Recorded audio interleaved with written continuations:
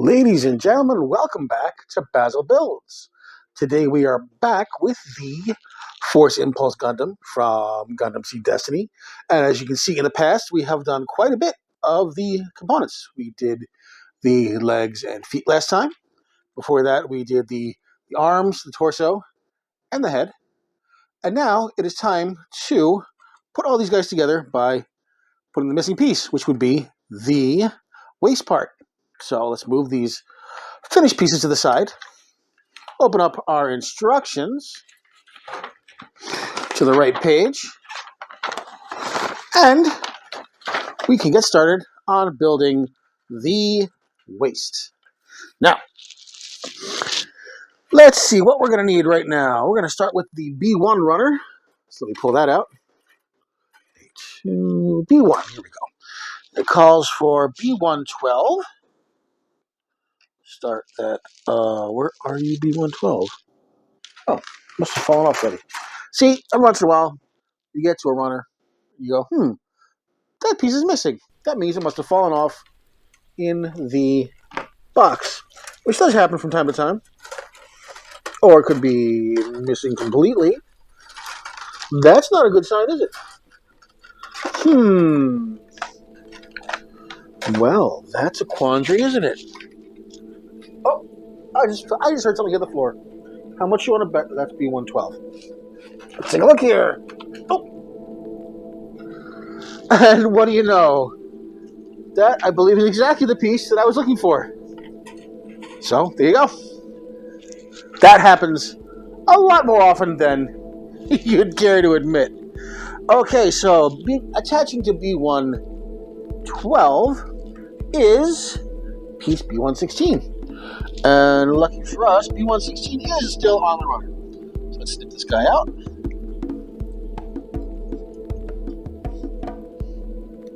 One, two, three. And the next two pieces of the puzzle are going to be PC4, which is our good old polycap, which I believe stands for polyvinyl chloride, or chloride rather, PVC. Which is, if you know anything about PVC, you know that soft PVC, flexible PVC, can be quite soft. So let's see, PC4, here we go. Polycap number 4. I'll just snip this guy out. And what else are we going to need? Looks like I'm going to need this looks like the butt flap, A120. Give me A1 runner. Find A120. Oh, that is indeed a big fat butt flap. Let's cut you loose. Now, like most HG kits, most butt flaps are not going to be articulated. And in this case, I believe it's the same way. Take a look at here. You can see there's just a simple peg that's going to go in there. That means that this butt flap will not be articulating at all, but it will just be down constantly. But that's not bad. That's fine. Like I said, that is typical of a high-grade kit. So let me clip off these little nubs here. A nice clean kit. And then also, since this is going to be an external part, really careful with these nubs. Whoops! It's nice and clean. And then come behind that with my hobby knife.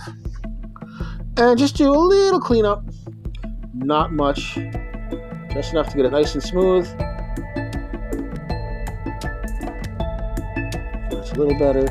If it's really bad, I can always go back over it with a sanding stick if it bothers me. But thankfully, as always, the white plastic on Gunpla kits is always the most forgiving. So that's great. Okay, that's nice and cleaned up. Now let's put all these pieces together. Get these nubs out of the way. I'm always collecting little piles of nubs. You can always tell when it's been a long building session. We've got a pile of multicolored nubs waiting to be thrown out. Of course, if I was really fancy, I could always melt them down and make, like, I don't know, something in the toaster oven, I guess. I think I'm old, but I am not nearly that creative. All right, so I'm going to take B112, and I'm going to take B116, and I'm going to shove one into the other. I believe it goes like that. So what I'm building right now is the inner structure of the waist. I believe that's how it goes, unless it's upside down. Is it upside down? Upside down. Yep. There we go. See, if it doesn't fit right, pretty much guaranteed to know that it's not going to be set. So this looks like the waist part, and this is going to be the actual hinge for some legs, I believe. So, make sure that's in. Don't let it go popping out. Now, it's pretty much key to only going one way. See, if we try to put it in the other way, upside down, it's not going to go in right. So that's how I want to easily, you put it in the right way. Okay, now next, after that, we put PC4 on this little top nubby right here. It's going to be the ball joint that connects the waist with the torso. Make sure that's pushing all the way. And the butt flap goes on this little section here. As you can see, it will, or is that wrong? Nope, there it goes. It is keyed to match the peg hole and there. So that goes in there. There we go. And this actually helps to hold this a little more sturdy. So as you can see, the waist part is coming together. There's the butt flap. This is going to be the left side, the front, and the right side, which will need, obviously, more pieces. Let's get a move on. Next we have, let's see, I need A120, which is going to be the front of the diaper, as some people call it, because one of the things looks a little bit like a diaper that the Gundam suits wear. They're not really svelte, as it were. They tend to be a little blocky sometimes, which of course owes to the fact that they are in fact robots and they're not sleek and pretty. And I'm going to need a C19, which is right there. Little blue bit on the front of my front diaper. Whoa, there he goes. Oh no, did that fall? I think it's on the chair next to me. So I have to be very careful. Pull the chair out. Oh no, it actually landed on one of my cats. Kitty. Don't move. Don't move, kitty. Don't move, kitty. Okay, now move, kitty. Where'd it go? Oh my goodness. Thanks, cat. I am dropping stuff all over the place today. But thankfully it landed on my cat. And he didn't move. It's an adventure this evening, apparently. Well, it's been a long day. And you'll notice that it's blissfully quiet in here. That's because I waited for everyone to go to sleep first before recording. So we don't have any more F-bombs or people yelling across the house about how the toilet's backed up again. People would stop taking such gigantic poops in this house, it wouldn't be a problem. But that is obviously not going to happen. So instead I have to use the plunger every day. Well, maybe not every day. I mean, that's pretty gross. But anyway, okay, so these guys together. Okay, so C19 goes on top of A120. Oh, I see a little bitty pit to clean up. This is where you do not carve your thumb off. Be careful. There we go, that's better. Now, C19 slopes down and goes on top of this part of A120. Clicks nicely into place. Then this part, we're going to need the front flaps, which is A123. Now, again, this is something that is very, very common with HG kits. The front flaps are linked together so that they are on one kind of hinge here, where you can, when they're being held on the model, they can flip up and flip down. A lot of modelers will snip this hinge in the center so that it turns into two ball joints instead, and you can move them independently. I usually don't do that because I am afraid of losing some structural integrity with these flaps, because the waist flaps tend to pop off a lot on a lot of these models, and I figured if you do that, if you make them easier to pop off, you can have one pop off, you try to put the one back on, the other one pops off, and so they're not really engineered to be snipped. I do not snip them. A lot of people do, and that's fine. If they want to do that, that's fine. That's your own model, right? So enjoy yourself. I am too much of a pansy to do that, so I decide not to. Then again, you always end up with like an RG kit that has it built in anyway, and I figure if it's built that way on purpose, it's engineered that way to actually flip up independently, then obviously the engineering should be a little more robust about keeping it together. Of course, a lot of that is just wishful thinking. When you get these teeny tiny little bits and pieces that like to fly around everywhere. Like there are a couple of real great kits that are absolute. They're basically like hand grenades. The real grade Zeta Gundam is notorious for falling apart. It has a transformation gimmick. You could turn it from a robot into what they call a wave rider mode, which is basically a plane mode, and that if you try to transform it, you usually end up just cursing and giving up because things just tend to fall apart really easily. So my RG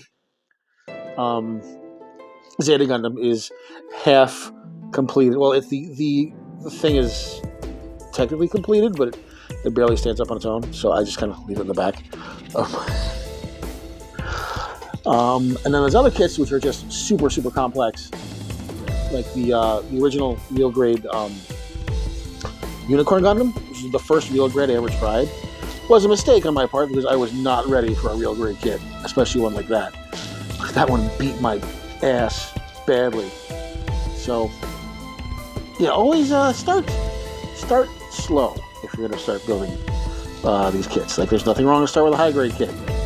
Nothing wrong with a high grade kit, Start with a high grade, work your way up from there. And that means also if you want to start with a master grade, those are pretty good too because they're a little larger. They're not going to be as big a problem for you. These tiny little pieces, like the real grade kits are this size, but they're a lot more complex. So imagine the size of the pieces you have to deal with. And you get an idea of the kind of frustration you can end up having to just remember one time. I really should have started with a high grade kit. But I jumped in feet first, not really thinking, and I've gotten a lot better. I will say that I've gotten a lot better. But doesn't mean that you can't learn from my mistakes. So I need some flaps.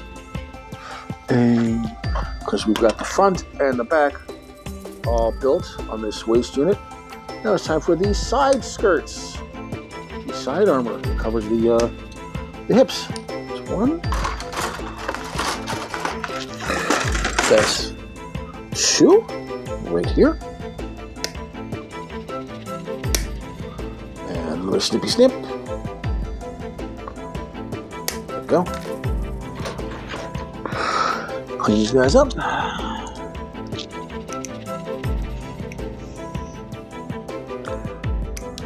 Go nice and clean. Now this model has a lot of white plastic on it, which is great because not only is it, like I always say, it's really forgiving when it comes to cleaning up numb marks and stuff, but when you panel line it, the black panel lining shows up really starkly against the white, and it really makes the details on a model like this pop. And this model, even though it is an RG, it does not come with all that many stickers, or decals rather. In fact, most of them are just some color correcting stickers. Oh, I'm sorry, it's an HG. That's right, it's an HG, which is why it does not come with all those crazy decals. It comes with some color correcting stickers, as I said.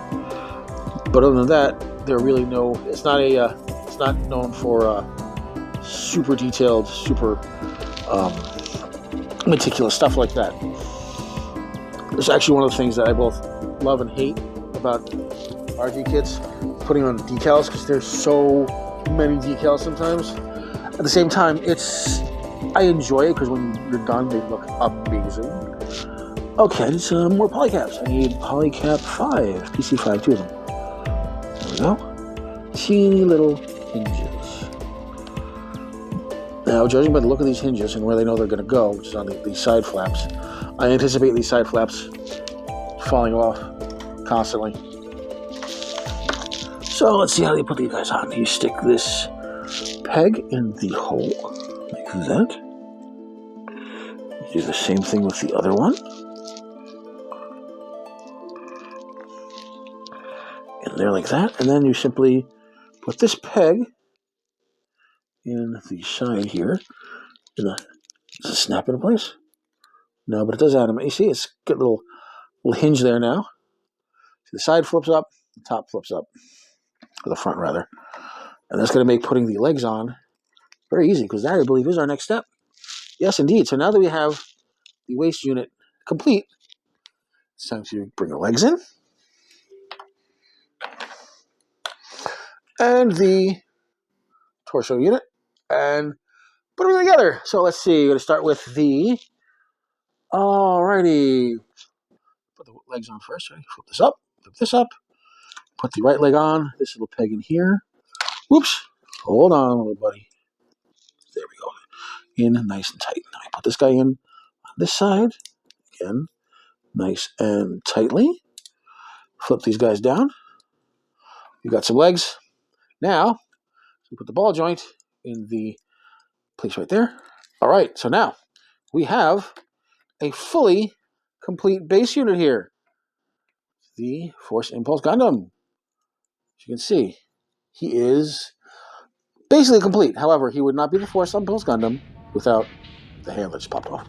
Without all his accessories. We have not just a rifle and a shield, but also the Force Impulse pack, which is a pair of wings and thrusters that are going to go in these two little holy holes right there. So that's what we're going to be constructing next time on Basil Builds. For now, hope you guys have enjoyed the show. Don't forget to like and subscribe. And we will be back next time with the Force Impulse backpack.